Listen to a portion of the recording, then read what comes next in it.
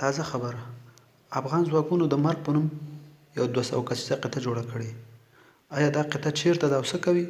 که غواړئ چې په هر څه باندې پوه شئ نو پښتو ټي وي چینل درسره سبسکرایب کړئ ترڅو زموږ نور ویډیو اول تر تاسو ورسیږي. یا دا قطعه خاص په قندوز او بغلان ولایت کې فعالیت کوي چې په مزار کې د شاهین قلی اردو پورې مربوط. یا دا قطعه په دشمن هیڅ رحم نه کوي او نه ژوندی پرېږدي او نه به ځان سره اسیر راوړي.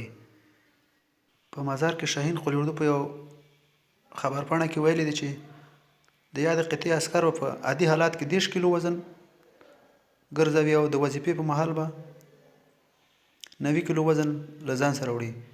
شاهین قلی اردو همداراز ویلي چې یاده قطعه په ډېر پرمختللو تجهیزاتو سمباله ده، هیڅ دشمن به ترې روغ نه پاتې کېږي. یو باوري سرچینې ویلي دي چې یاده قطعه سخت په تمریناتو بوخته ده او ډېر ژر به په قندوز، بغلان او نور شمالي ولایتونو کې خپل فعالیت شروع کړي. آیا تاسو د مرګ په نوم د دې قطعې په جوړولو سره موافق یاستئ؟ خپل نظر موږ سره په کمنټ کې شریک کړئ او د نورو معلوماتو لپاره پښتو ټي وي چینل در سره سبسکرایب کړئ. نور چې هر چېرته اوسئ خوشحاله او آباد اوسئ.